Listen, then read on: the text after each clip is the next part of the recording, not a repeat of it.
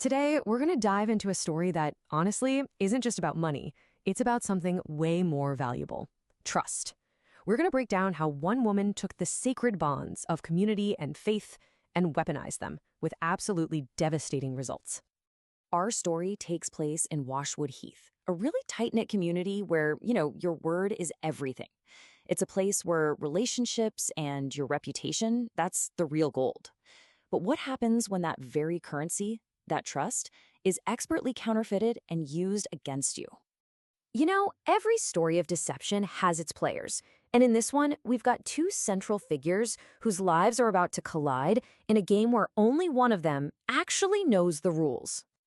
And here they are. It's such a stark contrast, isn't it? On one side, you have Ghazala Din. Her whole image is meticulously crafted, subtle, always watching, blending right in.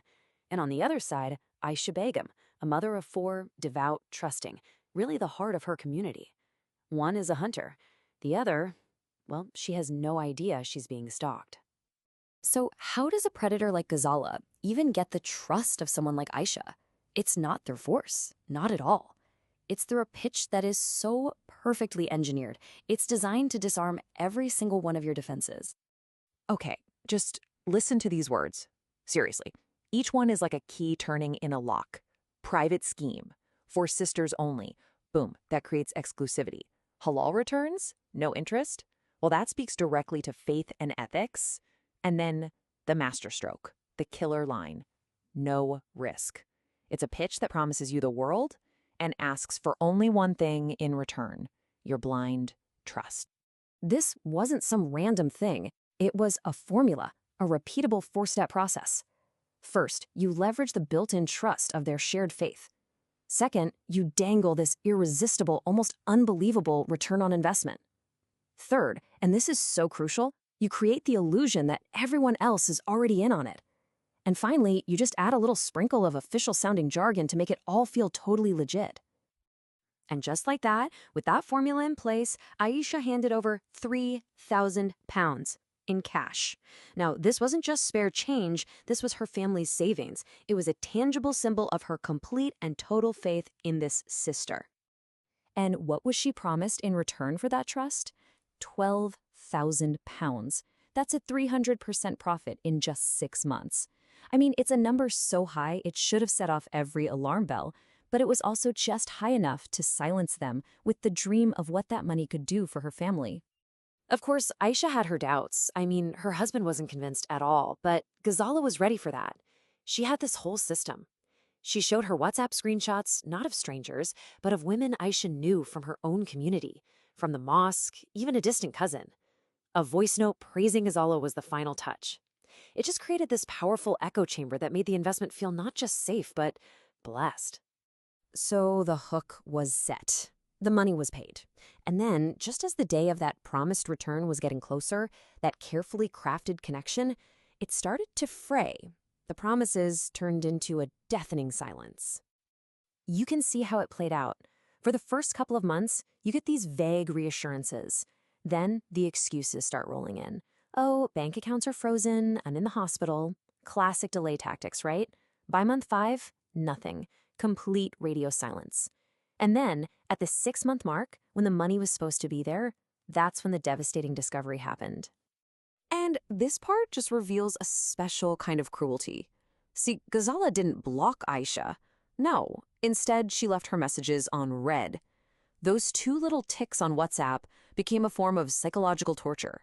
They were a constant, silent message. I see your desperation, and I really don't care. The breaking point finally came when Aisha reached out to another woman from those screenshots, and the response, after a long, painful silence, it confirmed her absolute worst fear. Oh, sister, she got me too. And in that one moment, her isolation was shattered, only to be replaced by the horrifying truth of a shared betrayal. The financial loss was just staggering, but believe me, it was only the beginning. The true cost of this scam wasn't measured in pounds. It was measured in the wreckage it left behind in people's lives. So what was this, technically speaking? What Aisha and all the others were caught in is a classic Ponzi scheme. It's basically a house of cards. Money from new victims is used to pay off the early ones, which creates this powerful illusion of success. until inevitably the whole thing comes crashing down. And Ghazala's operation was a textbook example. She used the mosque as her fishing ground. She exploited community WhatsApp groups for all they were worth. She even had a couple of accomplices, paid on commission, who acted as her cheerleaders, vouching for the scheme and luring in their own friends and family. It was a network built entirely on exploiting trust. The damage spread so fast, and the first casualty was the trust inside Aisha's own home. Her husband's question, "You trusted her over me?" That reveals a wound that's so much deeper than just a financial one. It's a crack in the very foundation of their marriage. And the ripple effect is just heartbreaking. Her young son's innocent question, "Are we poor now?" It cuts right to the core of the family's new reality. I mean, how do you even explain a betrayal like this to a child? The loss of security, the fear, it's a burden the whole family now has to carry. So you might be wondering, why didn't more people speak out sooner? Well, because shame is an incredibly powerful tool for any scammer. The victims felt foolish, they felt gullible, they blamed themselves. And that silence is exactly what allowed Ghazala to keep on going, completely unchecked.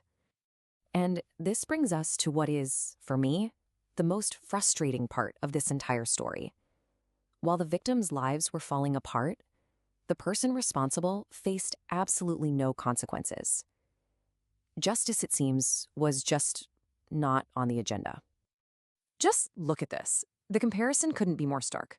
For Aisha, the victim, her world collapsed. Her marriage was strained. She felt totally ostracized from her own community, haunted by nightmares. And for Ghazala, the scammer, she was unbothered. She was even heard laughing about it. She used the stolen money to buy her son a luxury car, and then she simply moved on to her next targets. And, she did move on. By the time the whispers in the community grew loud enough to be a real threat, Ghazala had already rebranded. A new scheme, a new name, but the same con. Targeting the exact same type of vulnerable people. The lonely, the devout, the quietly desperate. Which leaves us with this final, really unsettling thought. We started with this idea that in communities like this, trust is currency. But when that's the case, how do you protect yourself? How do you spot a counterfeit person when their deception is wrapped up in the very fabric of faith, friendship, and sisterhood?